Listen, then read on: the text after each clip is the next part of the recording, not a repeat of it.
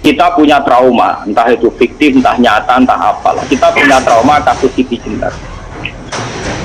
Orang yang mendalami la ilaha illallah secara intensif, ya, entah itu disebut kalimat sodo, bosuluk, boseloko, mbah kono semua. Orang yang memahami la ilaha illallah secara intensif, itu pasti menuju ilmu hakikat. Dan menuju ilmu hakikat pasti ngalami hakikat yang khoyali. Ini ruang tenan, hakikat yang apa? Khoyali. Dan hakikat yang khoyali ini mulai menipu. Ya, kalau sudah begitu ruwet, misalnya ngeten ya. Ketika kula maca nggih diskusi ini udah perdebatannya kali Jogo besi Jenar. Saat itu ada Sunan Bonang juga. Kamu sujud pakai apa kali jaga? Ya pakai jasad. Dari Siti Jenar. Daging kamu itu hanya onggokan daging. Nanti itu jadi bangkai. Dan setelah jadi bangga itu habis. Kamu nanti ditulis Tuhan tidak termasuk yang sujud. Kedua ada yang mau sujud itu bentar. Mikir kan juga. Rugi ke sujud ke badok ke tanah. Jasa tem sebenarnya pun tak. Orang-orang sing cerita kowe nak sujud mergo jasa itu mau sebenarnya jadi bang. Lah nak ngono sujud ning hakikat ora usah badok, ora usah tangan, ora usah sikil, yo rokom iku lho kon sujud mbek pangeran. Nak sujud mbek fisik ku rugi wong fisik sebenarnya. Mikir kali itu. Orang bolak-balik kali Jogo mantan wali preman terus jadi pusing. Siti Jenar tahu belajar tak tahu menang Irak. Yang jelas yang bilang gak satem orang menangis. Wah, uang ini menjadi perdebatan. Sehingga keyakinannya kayak Siti Jenar, la ilaha illallah itu ya wahdatul wujud itu innalillahi wa inna ilaihi. Selama ini kalau orang syariat misalnya, orang syariat itu kalau ada orang mati, misalnya Kak Ruhin mati, ini aku kan muni innalillahi wa inna ilaihi raji'un, saiki Ruhin wis mati itu balik ning pengen.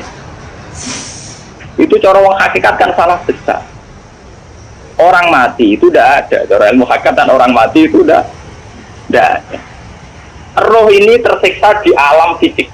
Jadi ruh ini tersiksa di alam fisik. Karena ketemu ning jasate Ruhin. Tersiksa ini. Aku apa mangane kudu kerja piring Jepang tersiksa roh. Asal roti mau tersiksa. Misalnya kiai pemangane dalam kudu pidato 2 jam bareng tersiksa. Roh kenapa? Tersiksa. Mergo roh ra butuh mangan, ra butuh ngombe, tapi gara-gara melok fisik.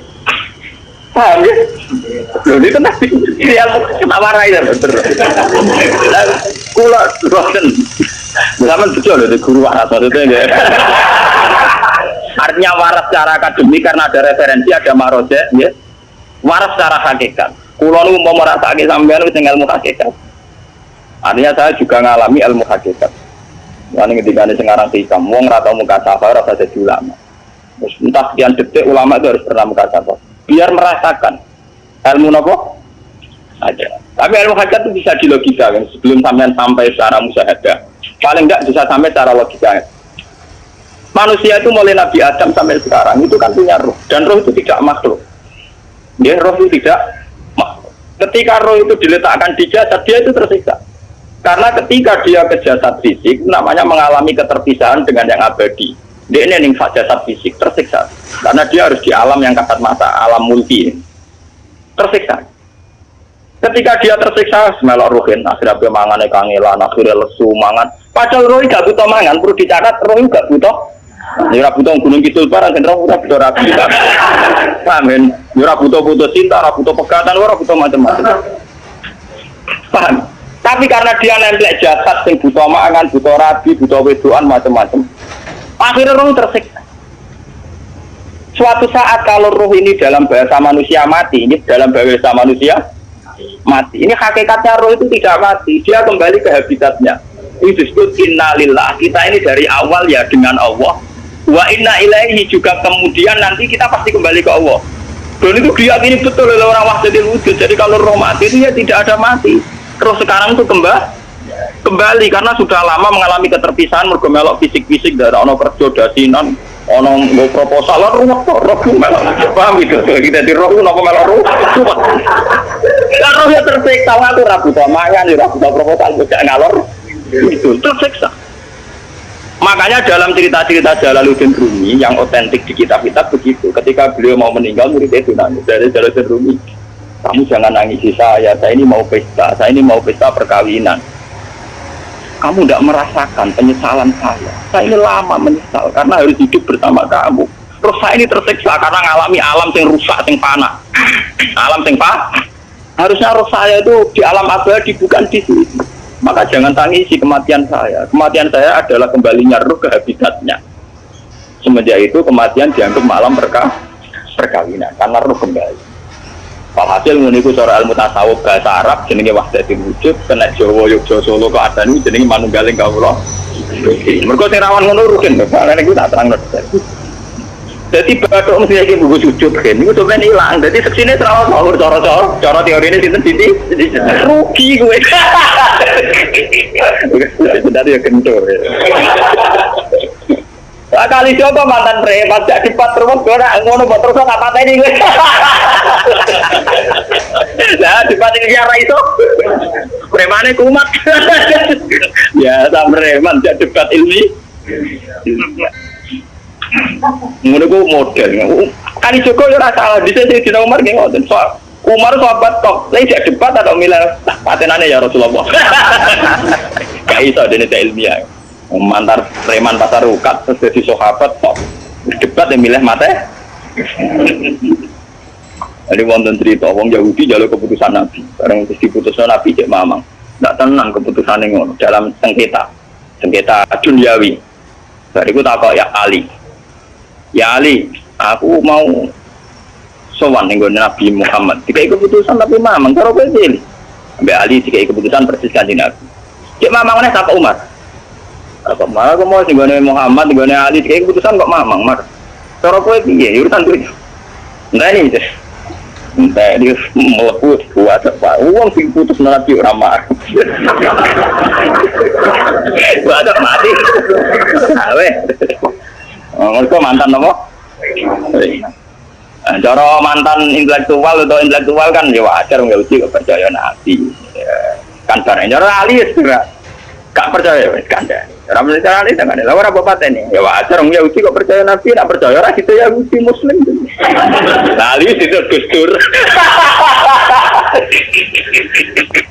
Ada Gustur itu piye tentang Ali nyen ngoten watake ngono. Nasibe padha. Ali itu ilmuwan yang jadi presiden gak sukses, sing niru Gustur. Untuk pimpin negara wong pinter, mimpin ra sukses, wong pinter gampang maklum. Lah misalnya kita jadi kiai wong pinter, saya di santri ini pacaran, maksud jangan ada cerita besok. Wah ruwet, terus malah dalil di nalina tubuh syahwat ninan. Iya pondok tanpa pelaturan lah. Paham ya, ruwet dah. Mengenai jogeman, di kiai pinter teman-teman itu jogeman. Jadi biasa, orang syariat ini gitu. Sehingga mana orang santri pacaran tersinggung, orang santri nakal tersinggung. Sehingga orang rasanya lah, dunia orang apa? Jadi nak guru kula nu urusan ilmu semi hakikat, mon gitu. Sehingga kayak Siti Jenar, cara pandang Siti Jenar itu masuk betul nih gue pemikiran para santrinya. Kados Ki Ageng Pengging siapa masuk betul karena masuk akal. Cara mereka apa? Betapa tidak ada artinya fisik ini. Nah, kalau semua fisik ini tidak ada artinya, kemudian yang ada artinya itu roh, perjalanan apa? Perjalanan roh, sehingga diartikan inna lillah wa inna ilaihi raji'un. Inna sholati wa nusuki wa mahyaya wa mamati lillah. Lah kemudian sekarang sama tak tanya misalnya ini latihan ilmu hakikat. Wa mahyaya lan penguripan ingsun. Kalau ingsun artinya fisik atau jasad itu keliru besar karena jasad tidak pernah hidup. Yang hidup itu roh. Paham ya? Sekarang artinya wama mati itu apa? Kematian ingsun. Kalau roh itu tidak pernah mati, berarti kematian roh adalah keterpisahan dengan yang agung atau yang ada. Dan semuanya itu lillahi rabbil alamin. Sehingga mereka mengatakan kematian itu satu pesta. Mengenai kasus Bilal ditakoi, ya Bilal, ketika murid-muridnya nangis kegape mati, Bilal dia seneng aja. Badan nalfal akhibah Muhammad dan wakisbah. Ya, nak mati malah senang loh ketemu kekasihku. Sebab itu kematian tidak pernah jadi problem bagi mereka sing soleh. sing menembus ilmu hakikat. Paham? Tapi ilmu hakikat kayak ini itu yang diyakini Siti Jenar, diyakini Jalaluddin Rumi, diyakini para wali-wali wahdatul wujud. Dulu Syekh Husain Sinten Al-Halsad. Itu kemudian melahirkan prahara syariat. Prahara apa? Syariat. Sebab itu Wali Songo, oke Siti Jenar benar dalam filosofinya, tapi harus dibunuh karena menjadi prahara syariat. Sama dengan yang dikatakan Nabi itu benar, tapi menjadi prahara syariat. Akhirnya disomasi oleh Umar radhiyallahu anhu. Jadi sebetulnya sama, pola-pola ceritanya sama. Intinya sebuah ilmu hakikat harus dikawal napa? Syariat. Nggih kula bolak-balik, contoh paling gampang wit pisang. Wong nak mangan gedang kulitnya tetap dibuat. Tapi umpama gedang dari awal ora usah kulit, ra sido dadi gedang. Paham nggih? Meskipun kon ape dipangan ya dibuat. Tapi kita tidak bisa membayangkan pisang dari awal tanpa napa? Mbah kekeringan, mbah bosok, mbah ra sido dadi napa? Pisang. Terus pentingnya syariat lagi begini, malah penting ngaji wali-wali syariat yang pinter kabeh Sunan Kudus, Sunan Bonang. Andai kan tidak ada syariat itu dia pun mesti rusak. Itu paling gampang masalah pornografi, porno aksi. Jadi jelas aja omongi ngono ibu ngakak-ngakak deh. Dari pangeran wis pirsa, kowe nek klambi pangeran ora tentara ya ora usah klambenan. Wong ora ono gunane. Kalau yang paling penting itu nazarullah, kenapa kowe klambenan barang, wong kowe klambenan ora pangeran tetap pirsa. Nyatane di jenar nak mulang nggih coba klambenan nah intine napa? Ini ada nabi dengan benar. Nah, aku percaya kabeh nazarullah, ora usah napa? Klambenan. Tetapi teori ora usah klambenan iki dienggo tenan, mulane nek pas Dewi Risa aliran sesat ciri utama. Kira klambenan tenan. Lalu betul.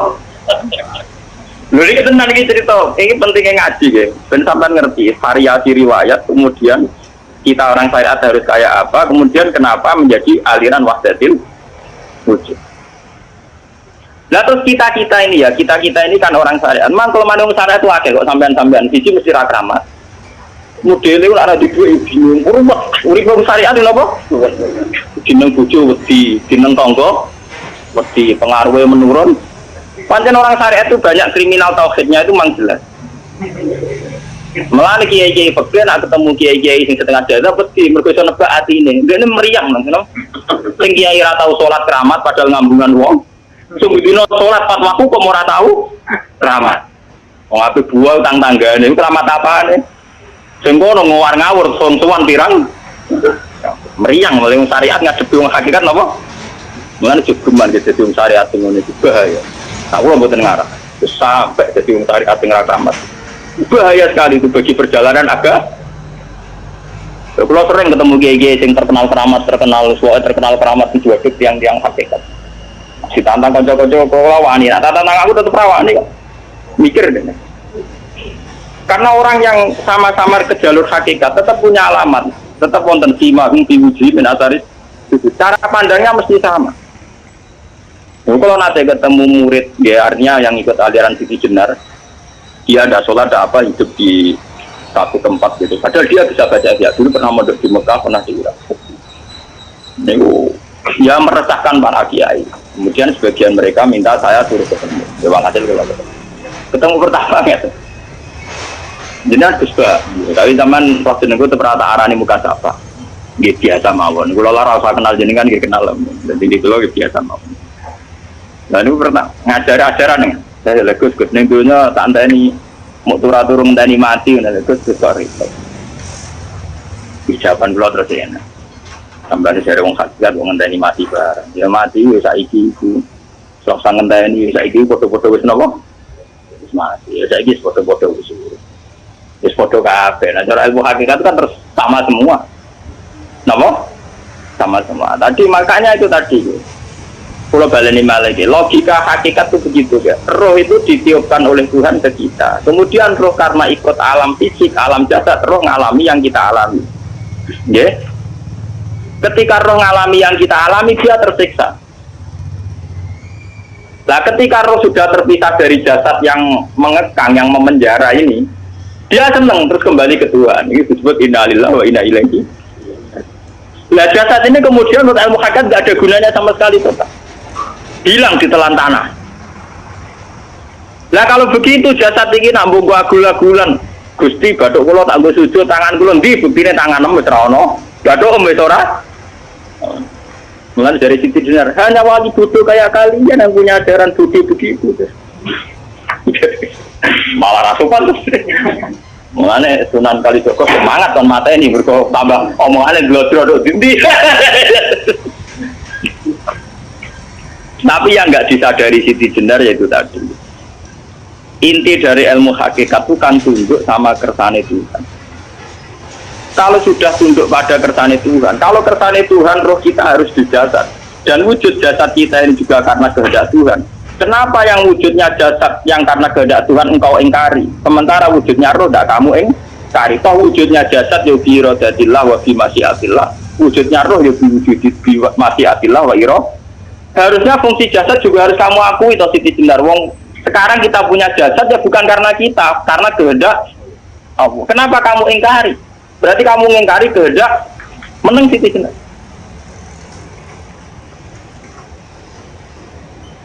Makanya hakikat yang pertama saya itu pasti khayal. Lah Siti Jenar itu hakikatnya baru yang sampai khayal itu.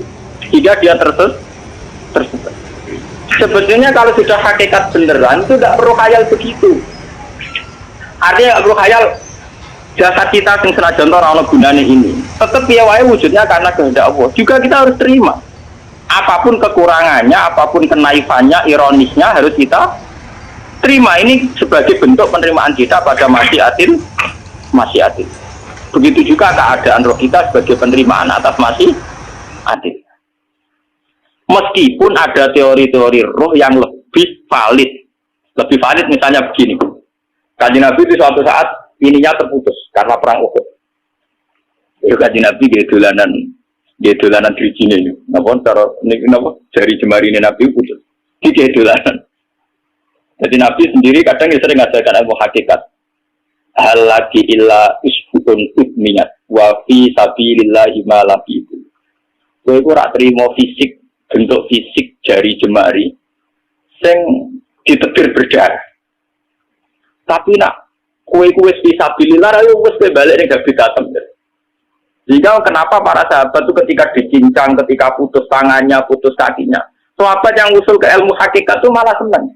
Karena jasad kita ini kan ila sabilillah menuju jalan Tuhan. Sekali dia sudah terluka fi sabilillah itu sudah menemukan formatnya. Ada teori Cina bisa menemukan formasinya. Paham gitu? Orang kok malah ngeluh itu berarti goblok kan kalau paham no? Paham ini apa? Jadi, makanya Nabi ngertikan ya itu sudah ketemu formatnya. Ketika rohnya para syuhada nanti kembali ke Tuhan, ya ketemu formatnya lagi. Itu disebut wala taqulu lima yuqtalu fi sabilillahi amma. Dia tidak mati sesuai formasi awal, yaitu roh kembali ke Tuhan dan jasad ikut mengawal. Nah itu Nabi kadang ya pakai ilmu hakikat begitu. Mengenai kalau bolak-balik matur, kalau nunggis mulai umur selawe tahun nopo pinten, kalau ngasih ini gak ada penyakit dan ekstrim penyakit saya. Sampai saat ini kalau nak ngobat tidak lebih 50%, karena saya tetap berpikir. Misalnya cara syariat kan berubah, tapi cara hakikat apa betul keberadaan saya di alam ini penting. Sehingga aku kepengen urip tak bela-bela ini ngantekan atusan juta. Jangan-jangan penting mati ikuti bang uripku. Lah nak ngono apa tak bela-bela ini? Ngantek atusan juta. Jadi misalnya kita berobat ya mau, ya cari nabi kan berobat ya berobat. Pokoknya kita Islam masih mau geruduk kadang orang